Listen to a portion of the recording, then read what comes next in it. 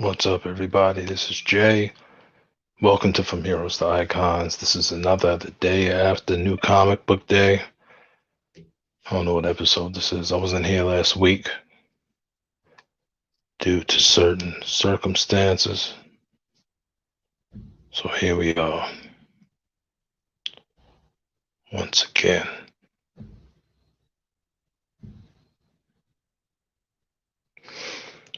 Know what I mean? Just it's a late night. House is super duper duper quiet. Don't know uh what I'm doing here tonight. I'm tired and it's late. I keep falling asleep. But we're gonna try to plow through this. Well, I need to stop saying that. I'll be here forever. But I got some comic books today. My books didn't come in the mail. Nice variants stuck wherever they are. Won't be here until Saturday. But I got a nice stack of books. And whoever watches this on the rewind definitely wanted to talk about one of my favorite things, and that's just the art form of comic books and collecting comic books as art, pretty much. With all the spec going on and variant covers and all this other type of stuff. But the variants is dope for the art, but paying 30, 40, $50, $100 for a variant ain't really with that. You know what I mean? So just real quick, we're gonna run through these books. Got Death Metal Multiverses N #1. This is cover A. Super glare on it.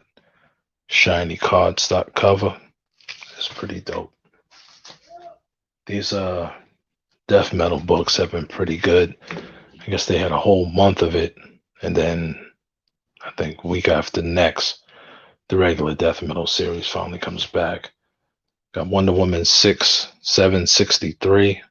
It's the Joshua Middleton variant. Right there. Cardstock joint. Expect to pay another buck for this. Got a very plain cover, but this book is dope. Ascendant #13. Straight fire. This is dope. Got the new hot book from Image that everybody is screaming about. The Department of Truth. Only got one cover. It's the Jenny Frison cover right there. It's dope. They had like 50 other covers. I don't know. Oh, this is the book right here, Philadelphia. What number is this? It's #8. Hard to see that cover. You see that hiding for you in the dark? No thanks. I guess if you can see it, it's too late. It's one of the best vampire books out there right now. Getting a little, I don't know, with the slaves being turned into vampires and all that. I don't know how I feel about that, but what can you do? Another hot book of the week, Spawn 310. This is cover A. Whoops. Y'all gotta excuse these not being bagged and boarded. Not enough time in the day. That's the Gunslinger right there. And of course, the LCS always looks out. Got that Ninja Spawn right there. Heard he wasn't even in the book. That cover's fire though. Todd McFarlane do all right from time to time. That Texas Blood. I think this is #4 or something. Yeah, what was that? Was that Killer? What up? We got issues. Was that the B cover? I don't know. I usually get one from the LCS and the other I get online. think I ordered the other one online. Jessica's Blood, number 4. This is a weird book. Pretty dope. Is here on a late night trying to get it done. Comics Mags Music, what's up, brother? It's late. I got y'all out here like, what is he doing tonight? Didn't come on last week. Actually set up last week to go live and fell asleep right in the chair. Daughter came back here like, you all right? Door open, everything. I was just out. No thanks. Got this Avengers right here. Number 36. I think it's the second to last issue for the Age of Khonshu. Yeah, I got the B cover. I guess I ordered the A cover online. None of my online books gonna be here until Saturday. Oh, okay, that's dope. It's 7:30 for you. It's past my bedtime, man. I don't know what I'm doing up here late like this. This is crazy. And of course, I got the fire. Literally. This is the same Avengers number 36. Alex Ross Timeless variant. It's dope that they have these as a complete version cover. I guess a lot of these will be going straight to CGC, but he didn't have none left. And I hate to be the guy that sounds like everybody else, but this is not a 9.8. Yeah, this cover is great, but right over in here, we got some color rub or something. And he didn't have no more left on the shelf. Nothing. I was like, that's dope. I got the Fantastic Four number 24. Y'all gonna excuse my voice. Sue Storm joint. Oh, I got the rest of these coming in the mail, the other 3. And it's fire because I only got the logo on the back and all that. And the Timeless. Definitely trying to collect all of these. Art Fanatic.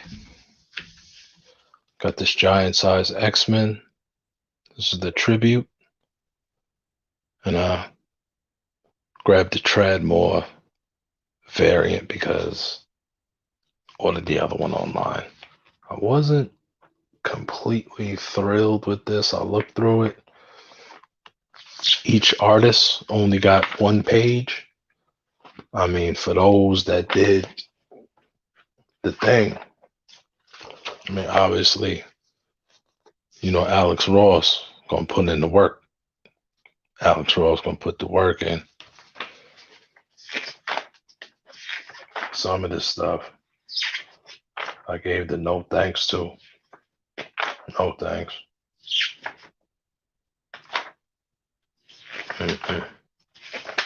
I'm trying to find Mark Brooks. Put in that work.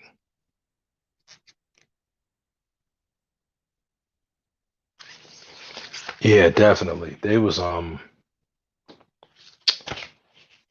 me and Trung, the owner of my LCS, was talking, and we were saying definitely Spider-Man, Daredevil, and one other one. He said that Wolverine coming out next week is gonna be crazy. I got the Immortal Hulk, the Threshing Place. This is cover B.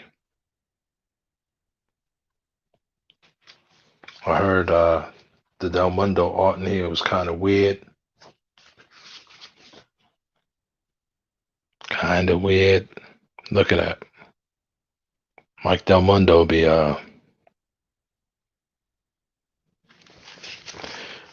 yeah. Did that come out next? That's coming out next week. That's the Hellions cover. Or no. What is that? No, that's the Marauders cover for the Iceman. Yeah, that Iceman is dope just because it's just white and blue with a little bit of gray. That takes a lot of skill, no doubt. The new joint from Marvel got that Shang-Chi #1. I forgot who did this cover. I wanted it because it looked like an anime. Looked nuts. That's crazy. Got the cover A coming in the mail. And that Shang-Chi #2, the Alex Ross for that, is fire. If you look at Shang-Chi's face on the Timeless one that's coming out, I think at the end of next month, it looked like Bruce Lee. It's crazy.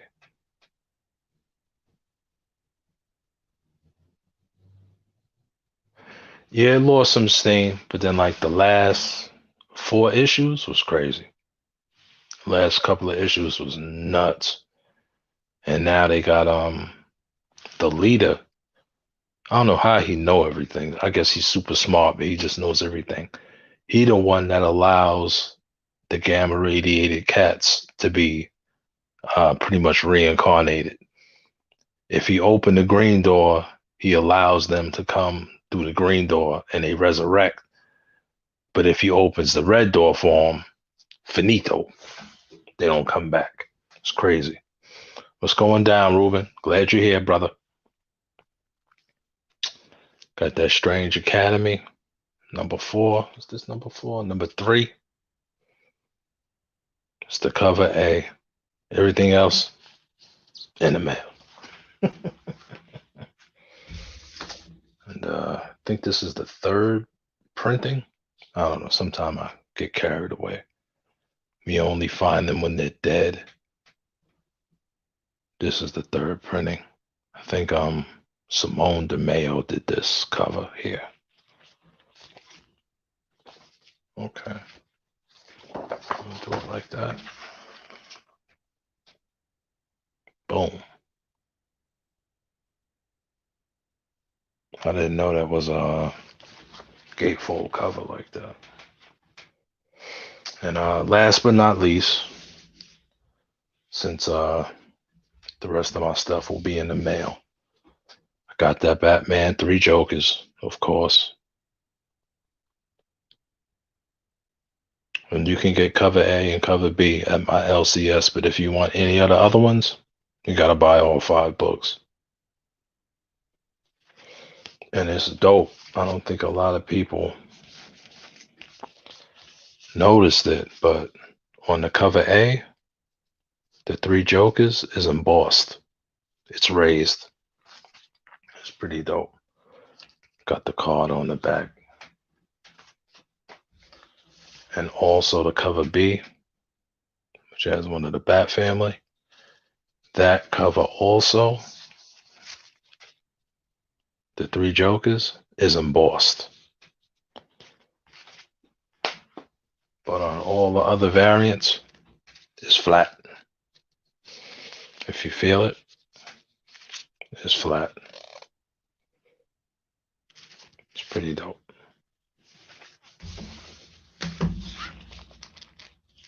And I got all of these. Don't ask why. Boom. That was the last one. Now, before we get out of here, it's only been 14 minutes, so I can hold your hostage for a little while. That I wanted to talk about collecting comics just as an art form. And many of us, most of us, collect the books, we read them, we bag them, we bought them. And, whatever's worth something might slip into some Mylar. We might sell something, slab something, and see how the book appreciates. But I remember even as a little kid, what I loved about it, it was the artwork. To me, yeah, 3 Jokers is banging. Totally, totally banging. But the artwork to me was the #1 reason why I got the books. And even now, You know what I'm saying? Sometimes it's just I'll be like, yo, that looks dope, and I grab it. And sometimes the book is dope. Sometimes it's a dud, but it's I think they get a little bit carried away with just having the dope artwork on the cover, and then you open the book and the artwork look like my son drew it or something. You know what I mean? He got a teeny bit of skills. Ramirez, what's good? You ever see the Highlander Ramirez? That's the cat that taught Christopher Lambert how to be a Highlander. Ramirez. That's what's up. That's a dope. But I just wanted to show y'all some books. I don't know if y'all ever seen these books before. Plenty of them you have. And then I got a stack of Fantastic Four books just to show how different artists render just this one group. There's like a million books I could have pulled out, but I was like, it took me half an hour just to get ready for this. So I'm gonna show you all these books. Y'all let me know what y'all think about them. Make a comment or whatever. But mainly I'm showing these just because of the artwork. I'm not saying that the story's not good or anything. But as I don't know, I ain't gonna go into the whole art thing about form and color and all of that other type of stuff. But I do have some art training, and I guess just my love of the art form kind of makes me nerdish about it or whatever. But this first book is Seven to Eternity. This is by Rick Remender and Jerome Opina. It's from Image Comics. Came out for a while and then it just stopped. And I think it got up to like 12 or 13. And the book just disappeared for like 6, 7 months. People were like, oh, you ever going to finish it or whatever? And Rick Remender was saying that it took Jerome Opina so long to draw that they would probably never finish the book. Lo and behold, I think it was last month's preview, they said that the issue 14 was in the solicitations. Fire. Talk about, cover A is dope, but cover B, fit to be slapped. And this is Seven to Eternity, number 5. And all of the covers, all of the cover A's, I know, are made like movie posters with all the writing, the credits down here about who made it and all of that. Yo, man, the way this book is rendered, it is ridiculous. Definitely one of the best, artistically, one of the best looking books at Image. Ramirez, you got it right. This book is a great read also. Not only does it look fire, the story, muy bueno, man. Muy bueno. It's dope. So glad it's coming back. Definitely to get that, I'd shave the pull list just to get that book. Yeah, definitely. And I got all of them too. I'm missing one cover of the number one. I got the cover A, and I think it's cover C. He's like sitting on top of a dragon, and you can barely see him. You just see the red eyes of the dragon. It's dope. I got another book here. This another Image book, and this is by Ed Brubaker and Steve Epting. It's called Velvet. It's about like a Cold War spy type of chick, I guess. If Jason Bourne was a woman during the Cold War, this is would it be it? And voila.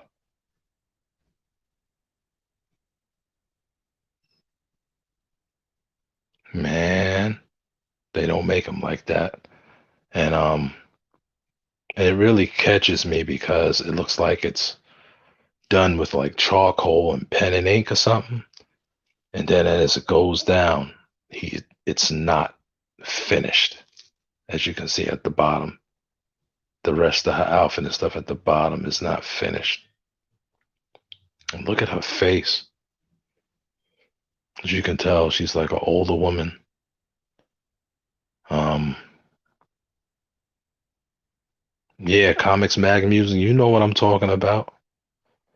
Yo, Brubaker, he's a beast. And Steve Epting, this is the team for anybody that doesn't know. This is the team that created Winter Soldier.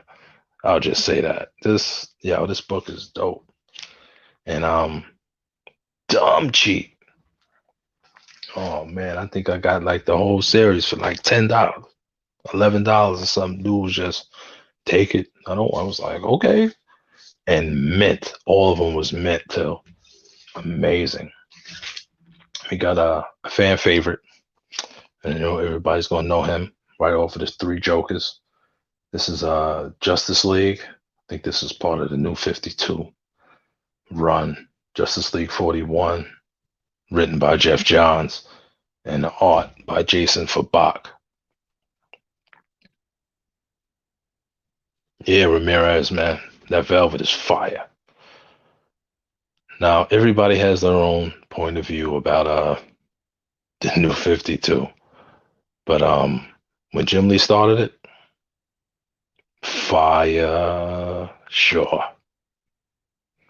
But when Fabok took over, I was like, Jim. Okay, we don't need Jim Lee no more. Look at that. Yo, look at Darkseid's face. Look at the indentation in his armor. Look at the lantern.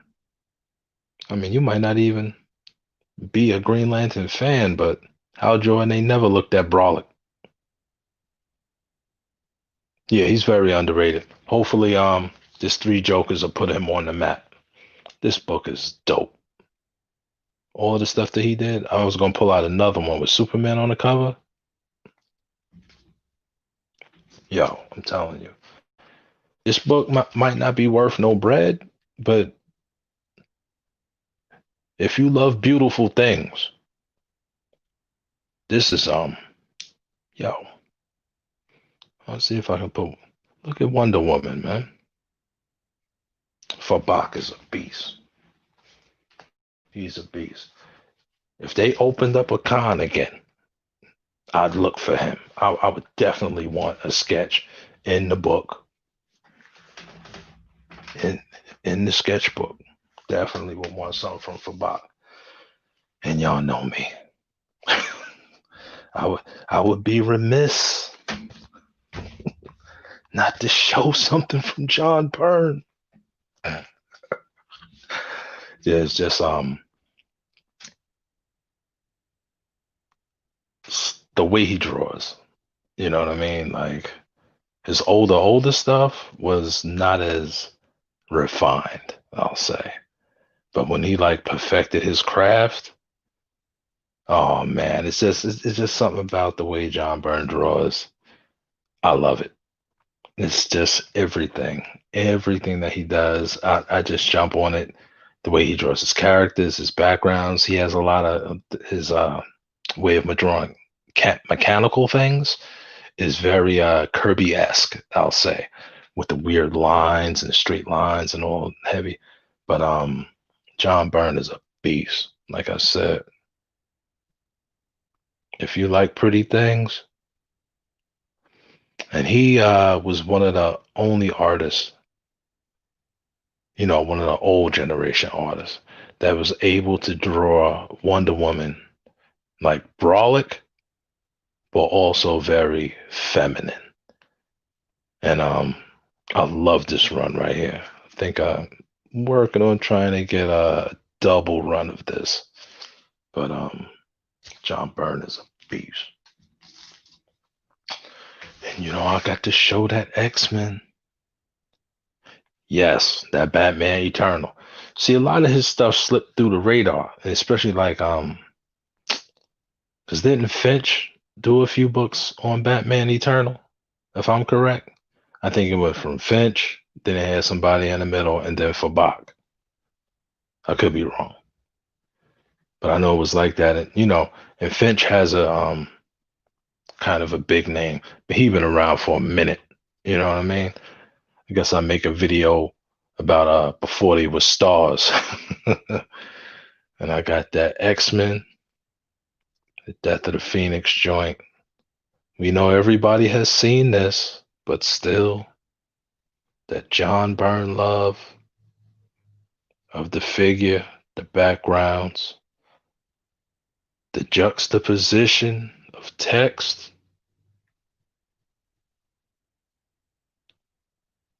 it just works. Yeah, Ramirez. I was on it. I hopped on that late, but I was like, I was like, who is this dude? Like when I first seen that Batman Eternal. Yeah. And everybody that knows the stuff that I draw, I love the little check boxes there. John Byrne is nuts. And this right here got me.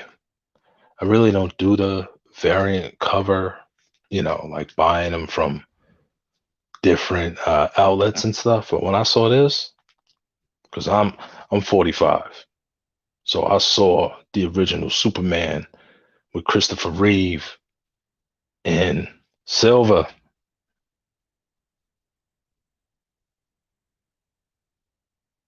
Okay, all right, Silver. Happy birthday, baby girl. Happy birthday, Hallie. This is Silver Age Dave's daughter. We giving a shout out to, and I have no real fire book to show for her, but she gets a shout out anyway, man. Most definitely. My 16-year-old is turning 17 in January. And she's complete at home learning right now, Dave. It's rough. But tell your daughter happy birthday, man. Definitely. And this right here. It's Action Comics 1000, but this is a I don't know why I'm waiting to send this to CGC, but this Gabriel Delato variant right here, that's the Man of Steel. Yeah, I got three. I got three, Silver. And all of them are so different. It's amazing. But would you believe, don't none of them like comic books? None of my daughters really care for comic books, man. It's crazy. But it's kind of my fault because I put them on to manga and anime, and they went straight to that. They don't like the books. But my 16-year-old, she loves this type of stuff because she draws. She's gonna be way better than me. She'll probably be way better than me by her senior year. But this right here, just look at it. And I mean, for all of us that have watched the Christopher Reeve Superman, this just brings you right back to it. You know what I mean? Like this, look at that, man. Gabriel Dalato, what did he do? Look at his face. Lord have mercy. And I got this one, and I got the one with the trade dress. It does look very nice with the trade dress.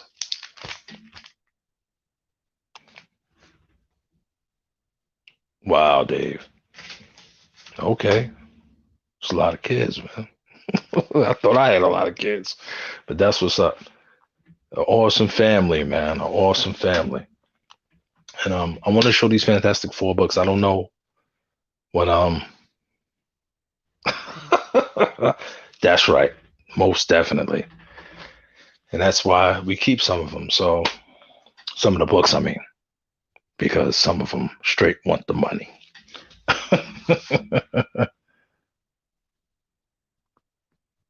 Yeah, Christopher Reeve was the best. I don't know if we want to go on a tangent about that, but when they picked Henry Cavill, when they picked him, it was like an ongoing joke with me and my wife. I said, "Did Christopher Reeve have an affair with a woman in Britain somewhere because I'm like, he looks he looks like Christopher Reeve a little bit. But uh, flash fact, real quick. Uh, Henry Cavill has been acting for a very long time. Does anyone know the movie that Henry Cavill played in? And he was this great actor's son in this movie. It's an old movie, not that old, and it's an old book. What character did Henry Cavill play the son of this character in what movie? Any takers? Yo, when I told my wife that, she was like, yo, that is him.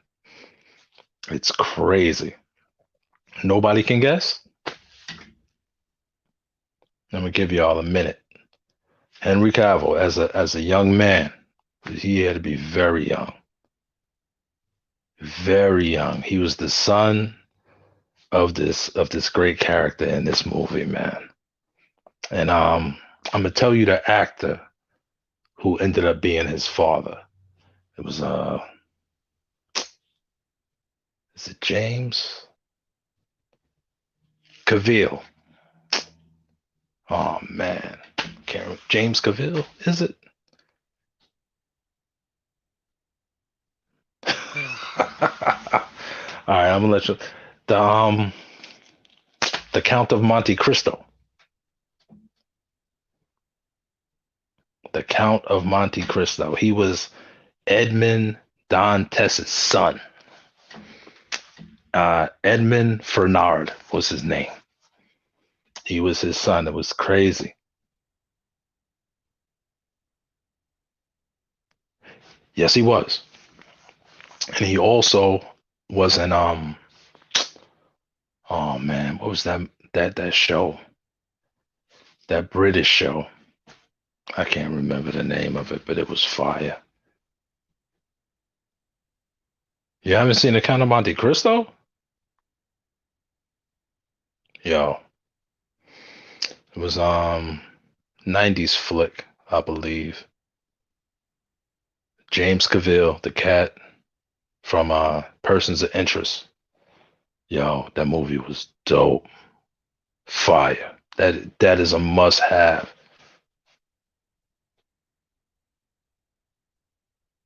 See, oh, come on, Dave. You always showing off. Yo, that is a must have film. That's a real movie. Real actors, a real story, nice action, nice little love story in it, nice little revenge story. Fire. That's one of those classics. They don't let the kids read that type of stuff in school no more. But that's the type of stuff that I say that makes real writers, those type of books.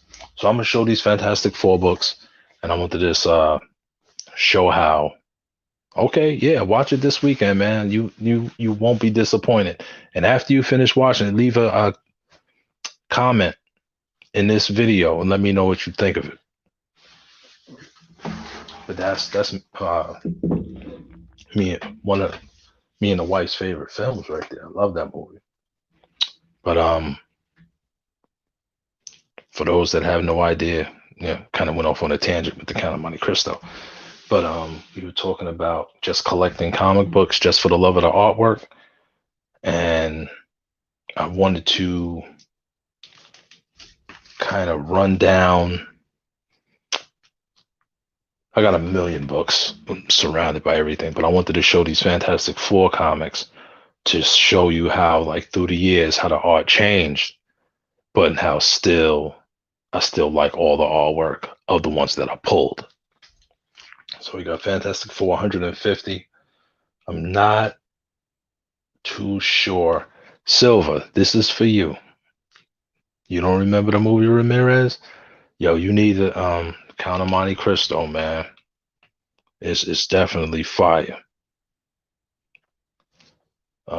Fantastic Four 150. Silver, tell me who penciled this book, Silver. Let me know. I know you know who did this, but this is the wedding of Quicksilver and Crystal, and a older, not too old, but an older Fantastic Four book. Definitely something to be happy to have in a collection. And as you can see how they render the Human Torch, an average looking figure. Mr. Fantastic over there. And the Thing, always Rocky. Got Pedro there, and a funny looking Ultron. And that was Fantastic Four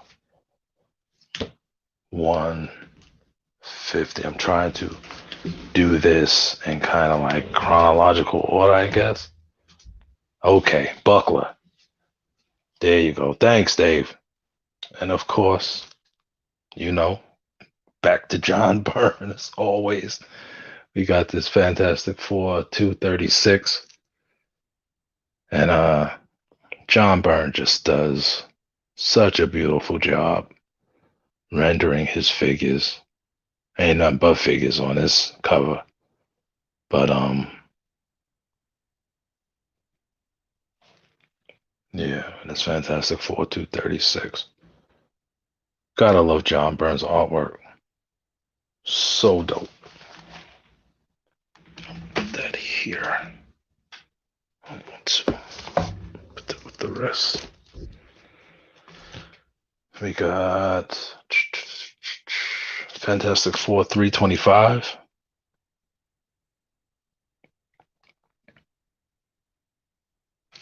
And this is a Ron Frenz cover. It's a Ron Frenz cover doing his really good impersonation of Kirby.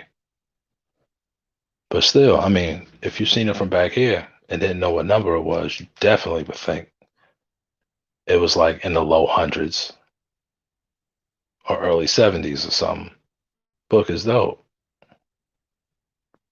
But just as an art piece, it's really nice to have. We got Fantastic Four 349 by Arthur Adams. And the Fantastic Four's designs are very distinct. And they have a certain look that regardless of what artist draws them, you know exactly what they look like.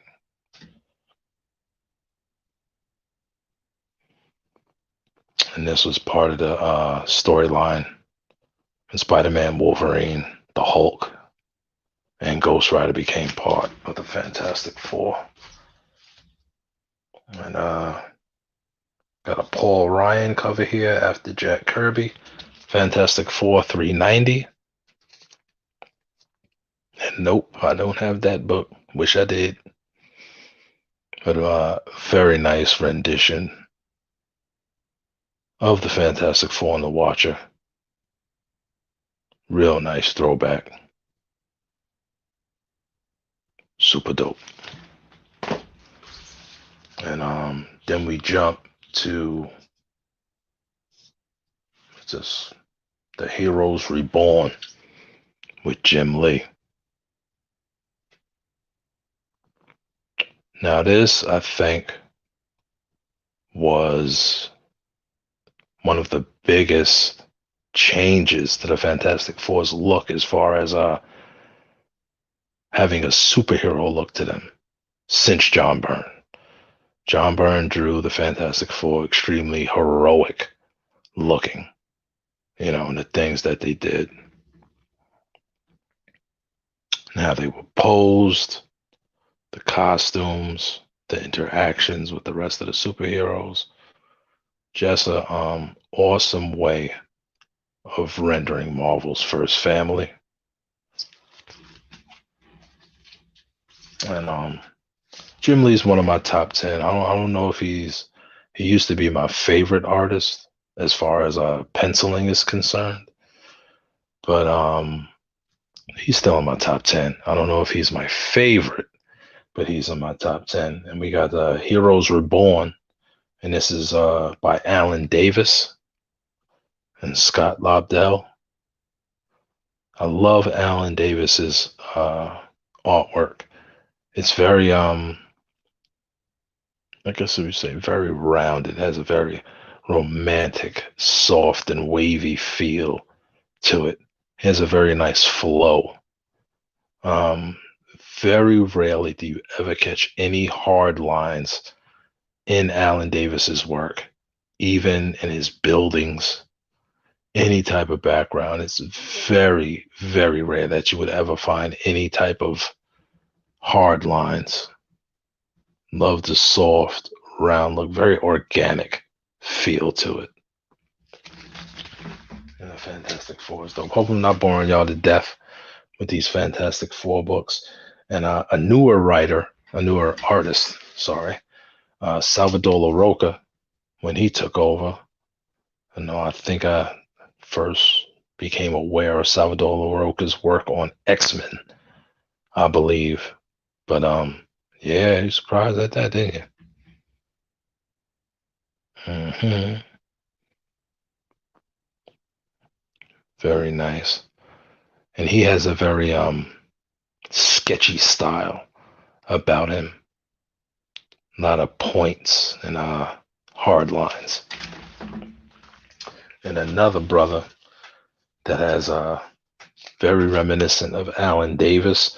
And to me, he's almost like a cross between Alan Davis and Sleepy Rita. What's going down?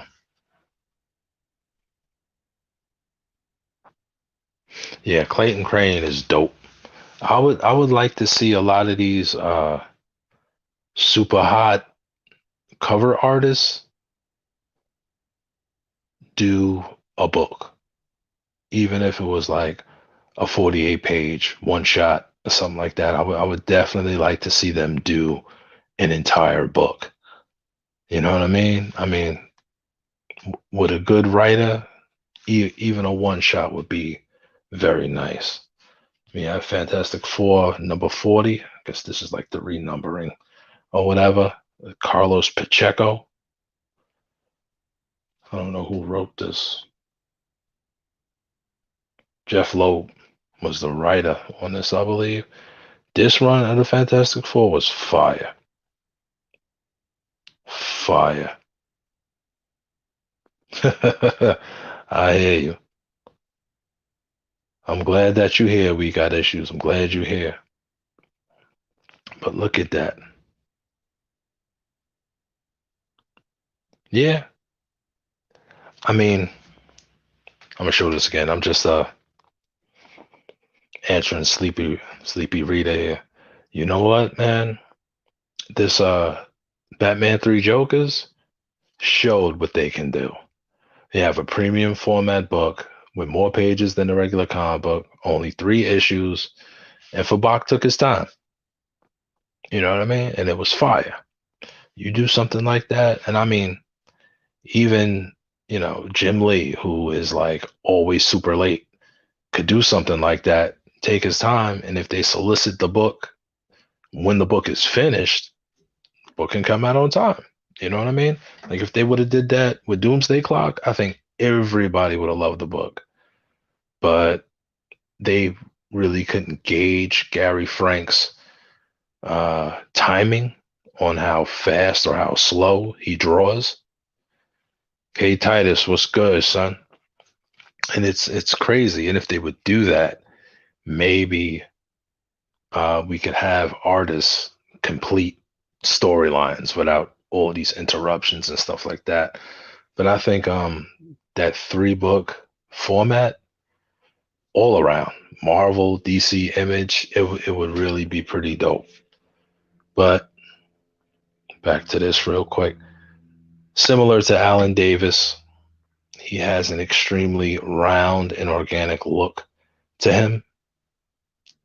Not hugely muscular the way Alan Davis also draws, but very organic. He draws the human figure perfectly. Look at Sue. And his hair, I have to say, Carlos Pacheco draws some of the best hair in the world. Excellent stuff. And comic book artist that passed a few years ago, his run also was fantastic. No pun intended.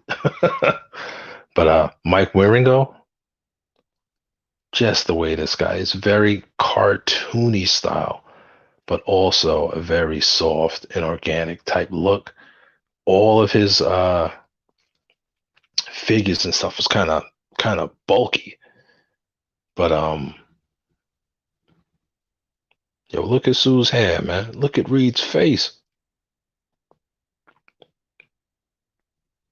Yo, Mike Wieringo, and he had an exceptional way of doing textures.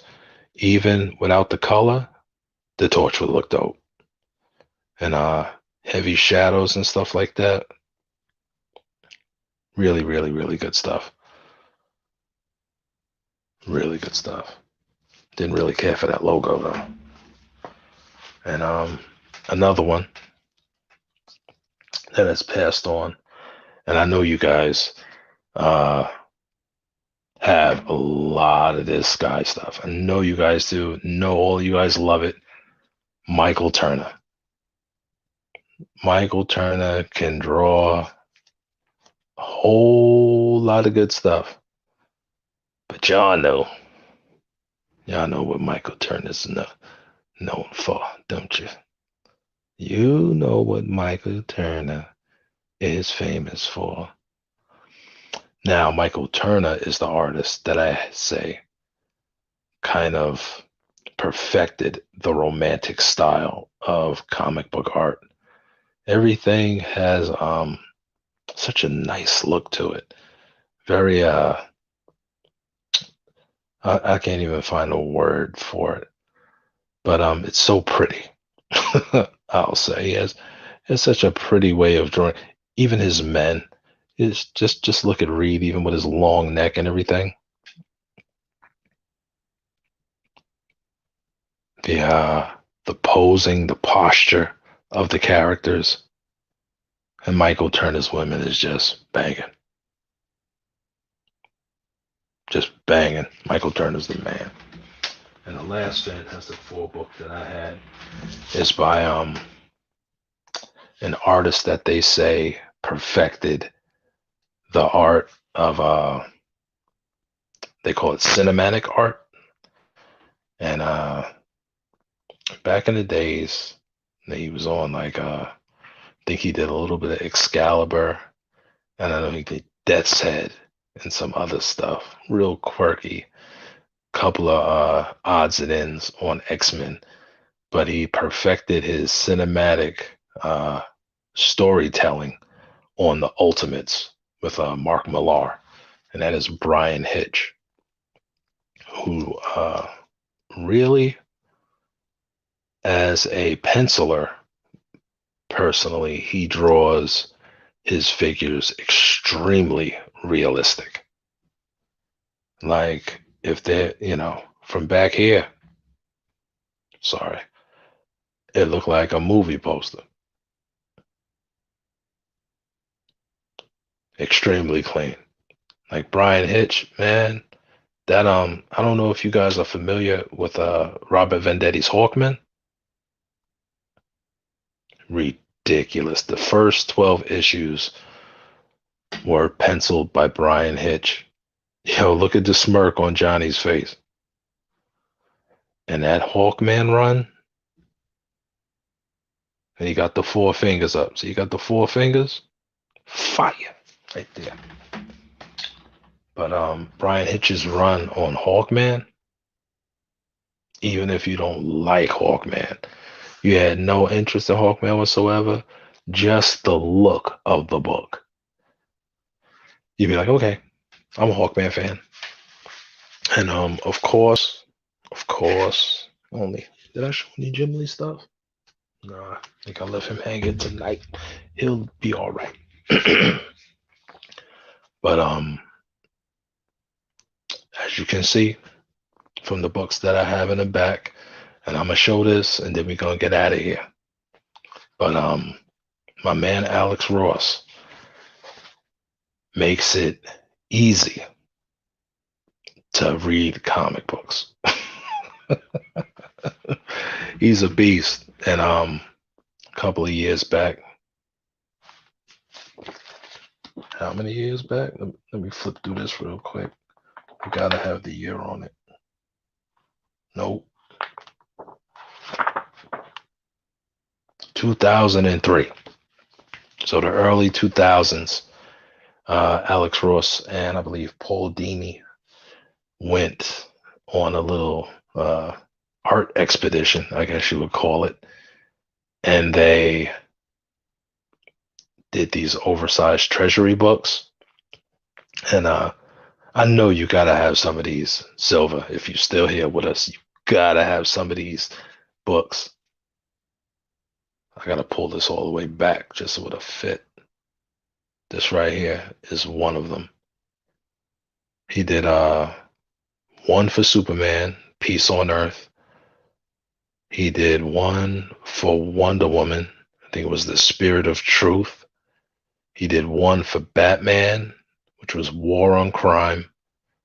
And he did one for Shazam, which was called The Power of Hope. And he also did like a Secret Origins book. And it was double page spread, the whole entire book. Now this is just, people be like, I want a Grail and I want this and that. Listen, look at that. Come on. That is ridiculous.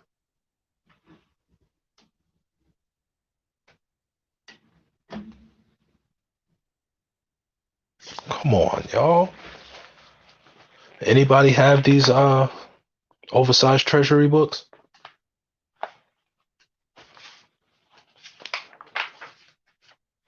I mean,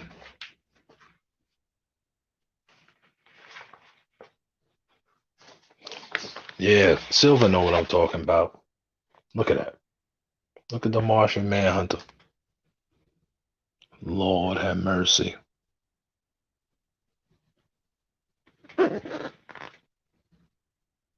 Just great stuff, man. Like, where's the lantern?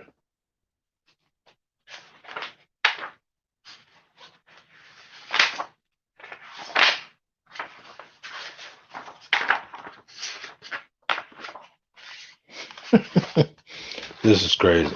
Look at the Flash running across the water.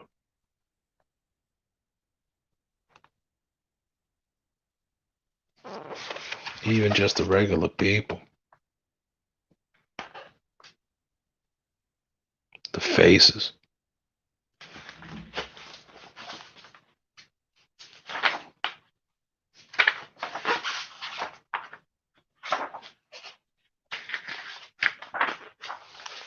Okay, I know what y'all want to see.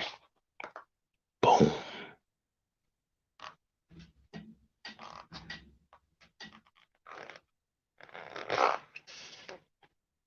I'm sorry, I'm trying to. There you go. The man is still himself.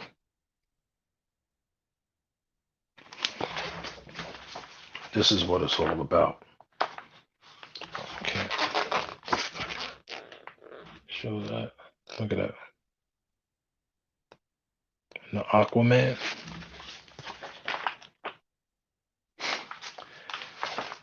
Even stuff like this.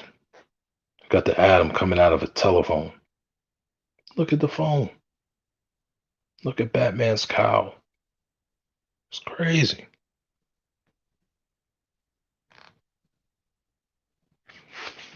And this is the stuff we should talk about. I mean, me personally, come on. Come on. Look at that.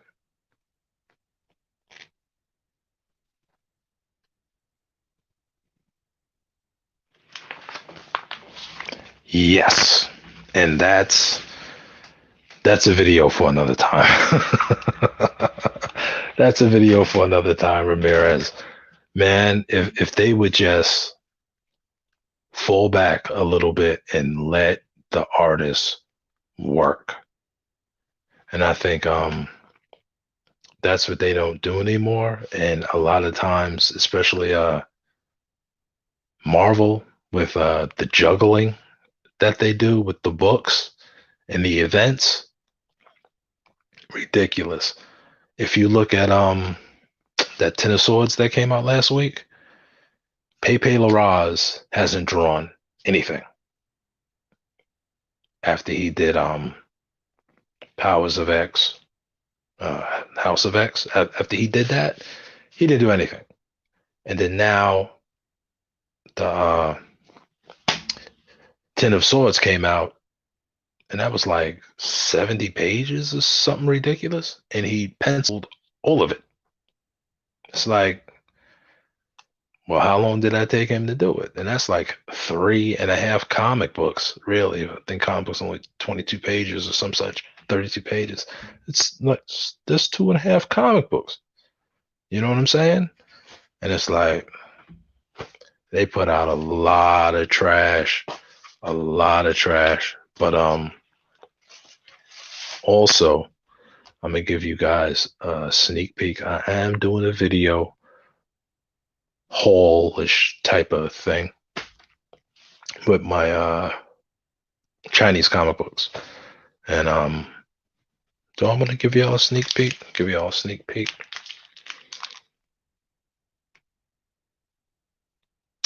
Yeah. Sneak peek.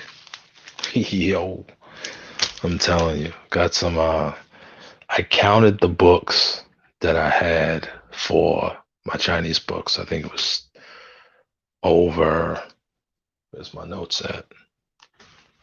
I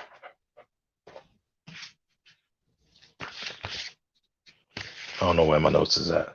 It was over 220 books that I had for the Chinese books. And I was putting them in magazine bags, Mylar, and that was just, it was getting too expensive. But my LCS got some new magazine bags, nice ones. Not regular bags, not Mylar, something in between. $10 for 100. Don't tell him. He's gonna kill me if he watches this video. But definitely something to be had. And you know, you guys, if you guys have not gotten this, treat yourself. Get this book. I'm not gonna take the slipcase off. Every comic book fanatic needs to have this book. They need to have it.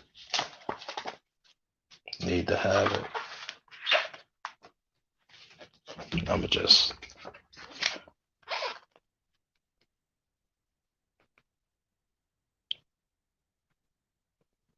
y'all see it, don't you? It's just a taste.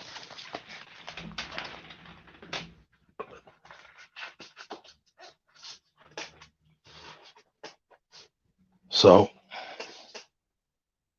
thank you all for joining me on tonight. It is 11:24 Eastern Standard Time, and I wonder if my wife is standing outside the comic book door, if she's asleep. But I must go so I can edit my must-have comic book list for tomorrow. And hopefully next week it will be earlier. Oh, not good for me. But thank you guys for bearing with me and being in this video. If you know anybody else that wants to see this type of stuff, tell them to please like, share, and subscribe.